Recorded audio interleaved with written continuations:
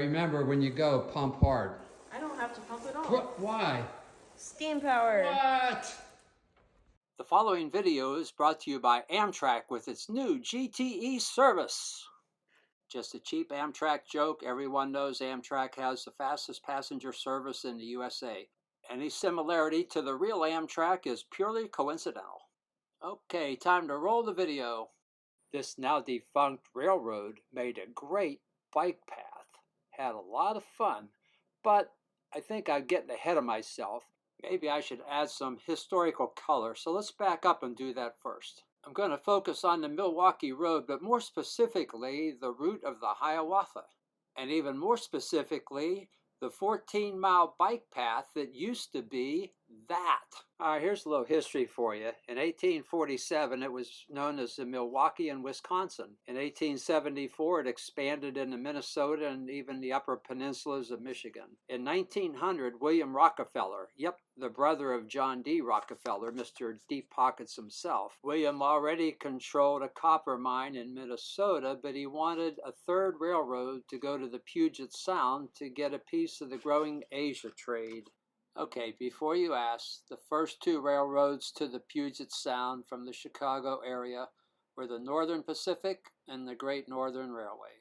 The route west would also give him access to a lot of virgin timberland. Unlike the Transcontinental Railroad, where the UP and the CP got land grants, Rockefeller had to buy all the land himself. As the route crossed 5 mountain ranges, no other railroad before this had spent $75,000 a mile. The toughest part of the route was 22 miles in the Bitterroots Mountain, where they needed 21 bridges and 16 tunnels. The first passenger service started in June 10th of 1909. The first freight followed right behind in June 25th of the same year. Well, who doesn't love a good steam engine? However, if you have to go through 16 tunnels, you might not like it that much. I was impressed to learn that in the middle of nowhere, they brought in electricity. Goodbye, smoky tunnels. As we take a look at the largest electric locomotive in the world and a few others, we'll get ready to talk about trestles. Yep, build it quick. Now, where have I heard that before? Oh yeah, the Transcontinental Railroad. However, seems like technology's come a long way since then. I introduced to you. It took a crew of 37 to operate the Traveler, and just so you don't think they had it so easy, let's take a ride with them to work. And, oh yeah, by the way, when in between work, let's pose for a couple pictures, because that's just the right thing to do. And by the way, what is an OSHA? It's one thing to crane in the steel structure. However, they don't really talk about how all the concrete footers got placed. I can tell you how they did not get placed.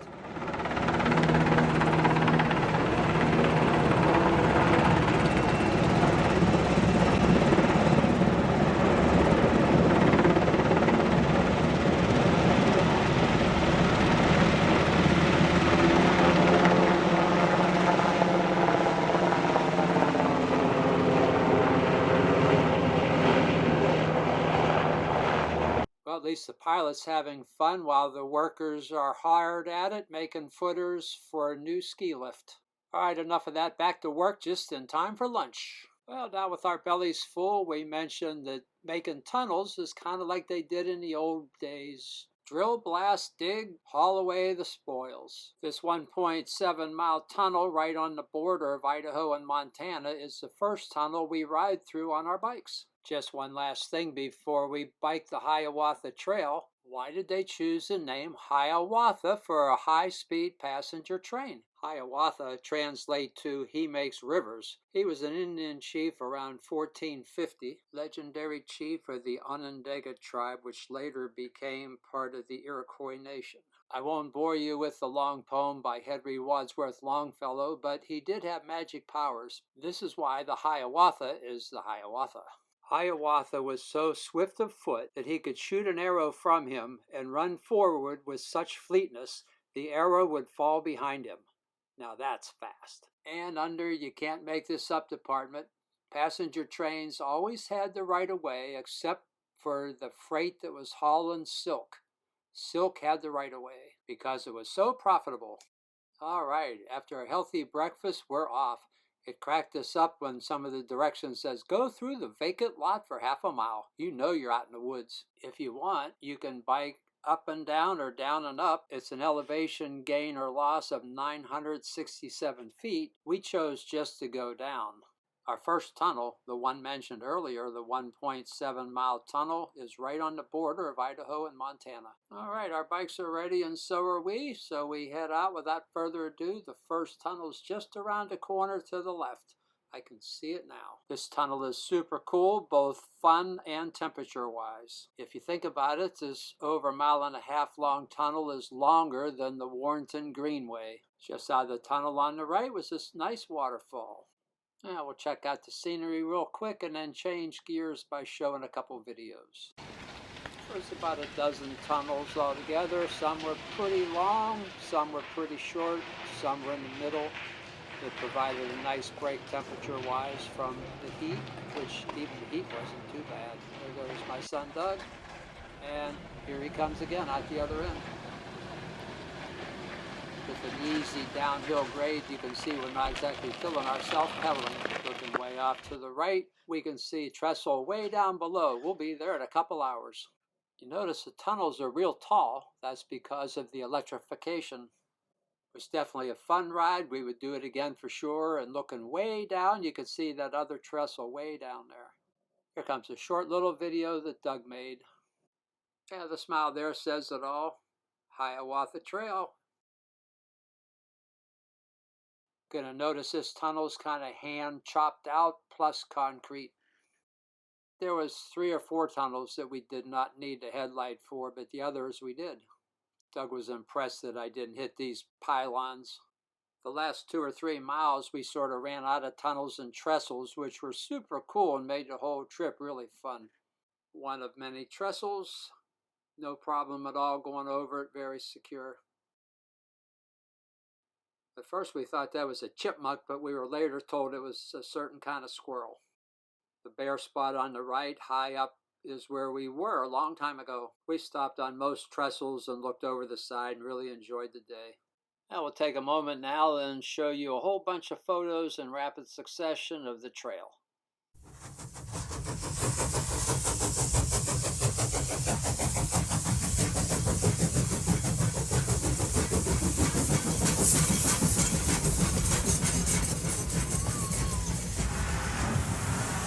Interesting story on that cross. We'll get back to it. Oh yeah, I forgot. We were on a bike.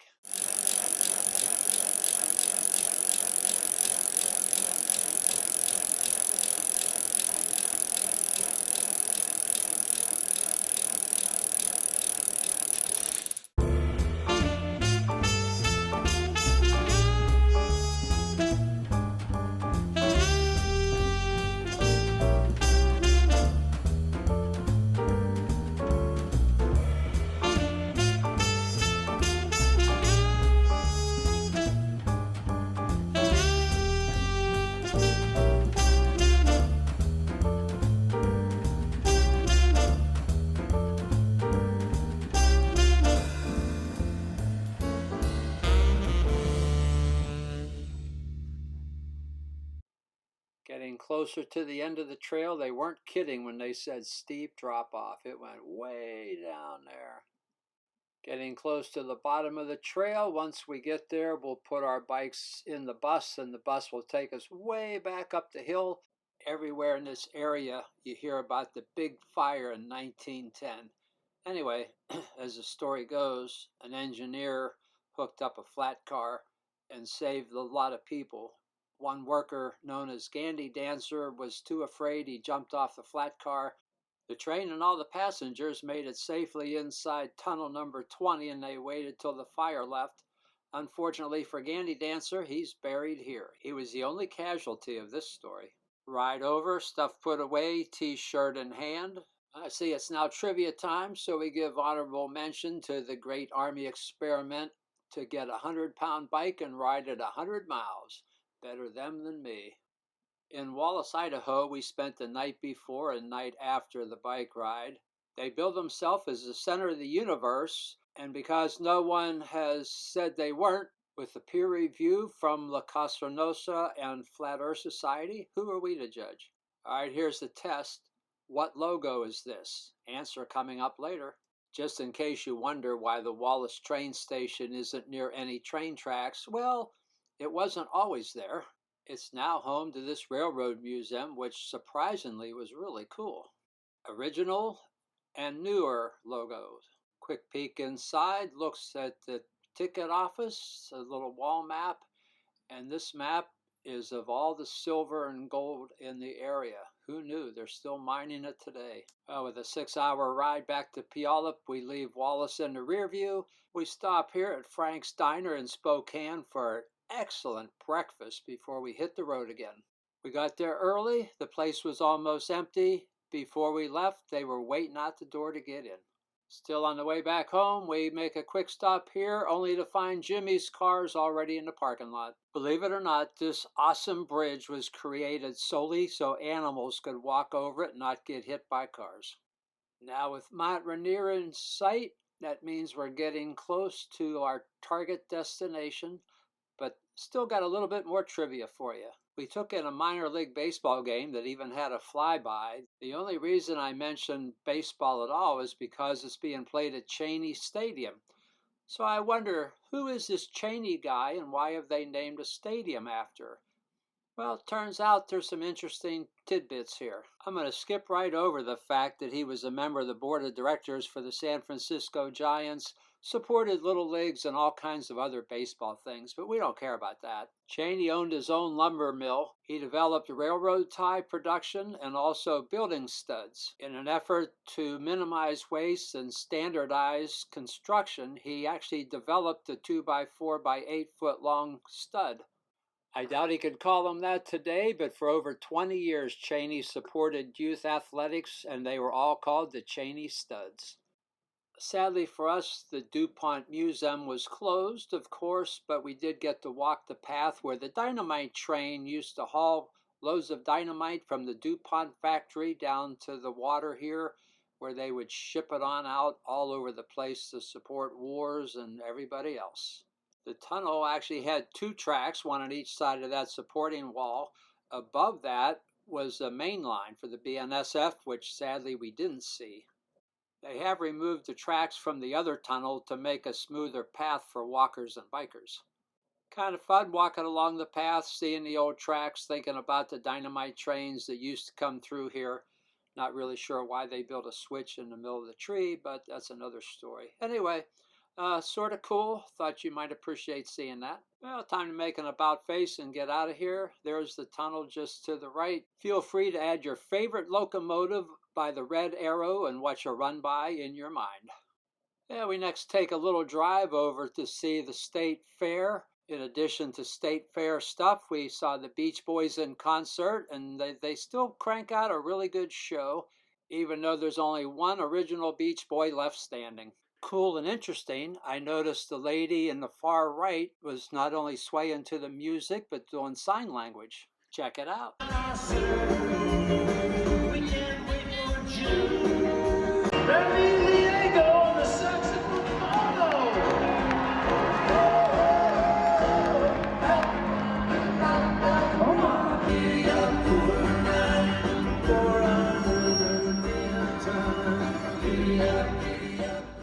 Let's wrap this up with a little taste of Seattle. The Cascade locomotive waits at the King Street station while the sounder takes off.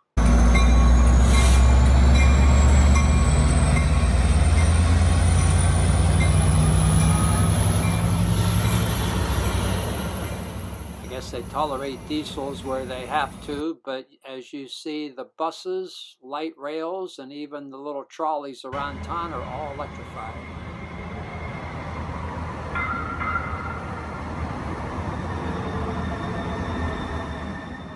You can now take this from Seattle to the airport. Thanks to battery packs on the roof, on certain parts they have to drop the cantilever. So he drops his cantilever so as not to interfere with the bus wires. The cantilever will get raised at the top of the hill. Meanwhile, at the waterfront, seems a little fog's not going to stop the ferry, but it stopped me, so I headed up to the public market instead. Before going inside, I go around the corner to see if there's a line at the original Starbucks. And yes, there was a huge line not pictured. And inside, yeah, even another line just to get a Starbucks coffee. Crazy. Also known as Pike's Market. Get there early in the day to see the action.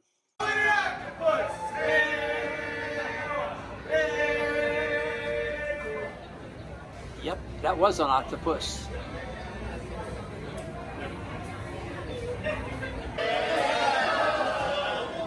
The fish was too big for the customers, so they threw fish back and forth about 4 times till they got a good one.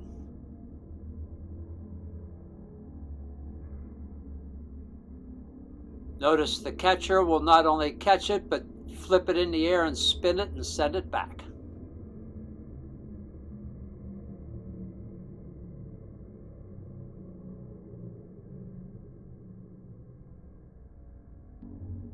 Too big. Find one a little bit smaller, try again.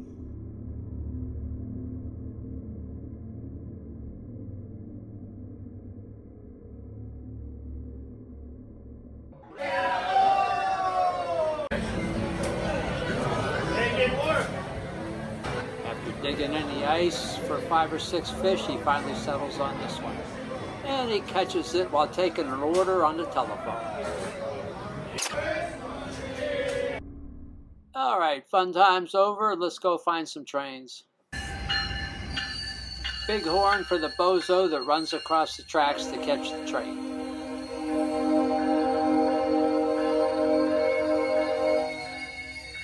They even had trains at the Washington State Fair in Puyallup. And a token freight to wrap things up. Did I mention hotel rates in downtown Seattle were pretty good?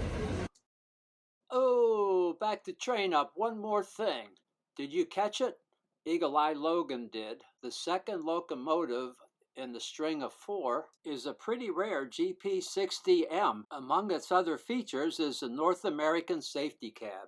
Ah, the good old safety cab. You would think the engineer would just want to kick back and relax, but I don't recommend it. Well, that's it. Hope you enjoyed it. Roll the credits.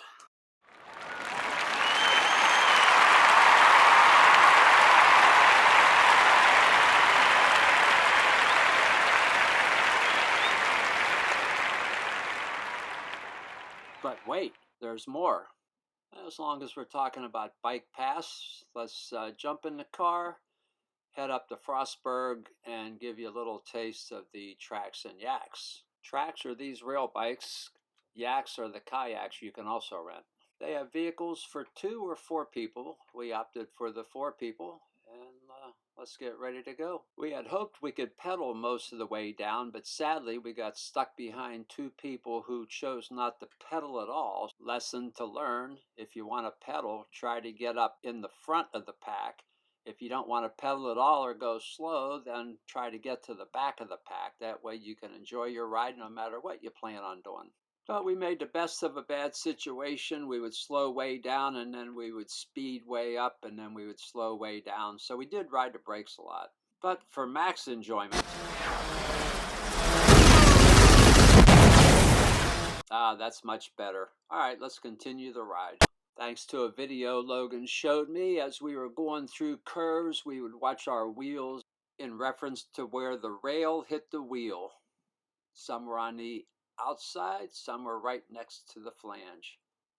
Continuing to ride down the hill, we soon came to the tunnel.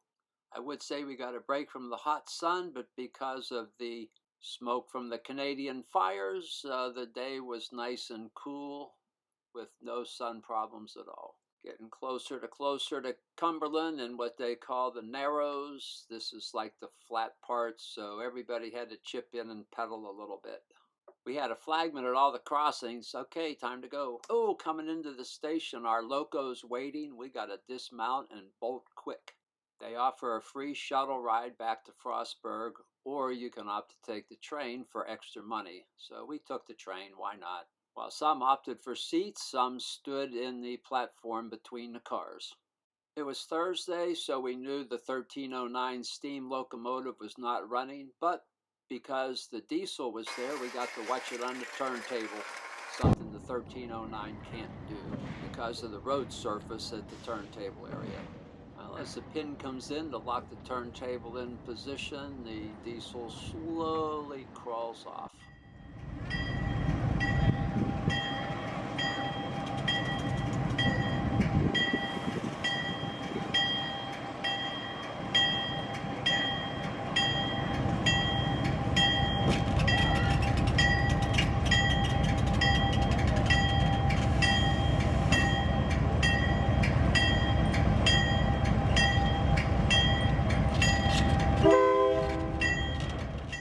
All right, speed it up, mister. Our commercial's coming.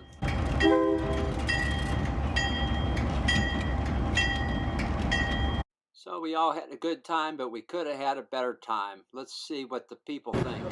All right, I guess it's time for a little taste of Frostburg. So Logan, how does Frostburg taste? Oh, it tastes terrible. Hey, get back here.